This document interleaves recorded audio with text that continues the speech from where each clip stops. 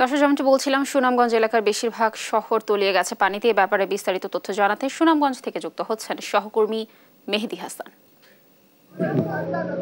দেখুন, সুনামগঞ্জে গত 2 দিন ধরে ব্যাপক বৃষ্টিপাত হয়েছে এবং পাশাপাশি ভারতের যে মেঘালয় রাজ্যের চেরাপুঞ্জি, সুনামগঞ্জের একদম সীমান্তবর্তী, সেইখানেও কিন্তু চেরাপুঞ্জিতে কিন্তু ব্যাপক বৃষ্টিপাত হয়েছে। গত 24 ঘন্টায় ভারতের চেরাপুঞ্জিতে 395 মিলিমিটার বৃষ্টিপাত হয়েছে এবং সুনামগঞ্জে 67 মিলিমিটার বৃষ্টিপাত রেকর্ড করা হয়েছে বলে জানিয়েছে পানি উন্নয়ন বোর্ড, যার ফলে সুনামগঞ্জ আসলে পৌর শহরেও বন্যার পরিস্থিতি সৃষ্টি হয়েছে। আপনি দেখতে পাচ্ছেন আমি এই মুহূর্তে আছি সুনামগঞ্জের উকিলপাড়া পয়েন্টে। এই পয়েন্টে 3টি সড়ক, একদিকে হচ্ছে হোসেনবগ চত্বর, আরেকদিকে হচ্ছে কাজীর পয়েন্ট।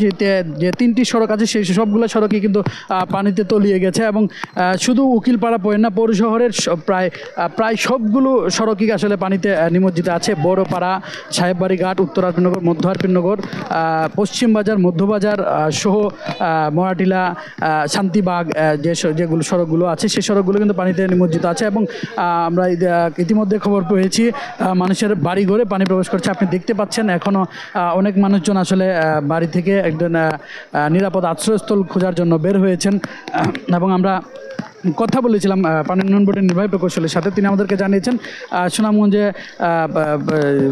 সুরমা নদীর পানি বর্তমানে বিপদসীমার 68 সেন্টিমিটার উপর দিয়ে প্রবাহিত হচ্ছে।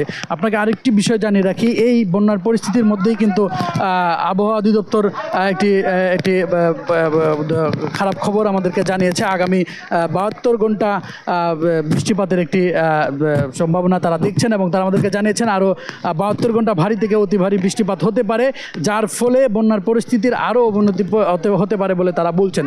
তবে এখনও কিন্তু প্রশাসন এবং জনপ্রতিনিধির পক্ষ থেকে কোনো ধরনের কোনো তৎপরতা আমরা সুনামগঞ্জে দেখতে পাইনি। এখানের লোকজন ক্ষুব্ধ, তারা বলছেন যে প্রশাসনের পক্ষ থেকে এখনও কোনো ধরনের কোনো উদ্যোগ তারা নেয়নি। তবে জেলা প্রশাসন আমাদেরকে জানিয়েছে তারা সকল ধরনের প্রস্তুতি রেখেছেন এবং যে আশ্রয় কেন্দ্র খুলে রাখা হয়েছে, যে কোনো সময় মানুষ আশ্রয় কেন্দ্রে যেতে পারবে, তারা চেষ্টা করছেন মানুষকে আশ্রয় কেন্দ্রে নেওয়ার। তো এই ছিল আমার কাছে সুনামগঞ্জ থেকে বন্যার সর্বশেষ তথ্য। ধন্যবাদ মেহেদী হাসান আমাদের সাথে যুক্ত থাকার জন্য। দর্শক, টানা বর্ষণে সুনামগঞ্জের বেশিরভাগ এলাকা তলিয়ে গেছে এবং জলাবদ্ধতা সৃষ্টি হয়েছে। এ ব্যাপারে বিস্তারিত জানাচ্ছিলেন আমাদের সহকর্মী।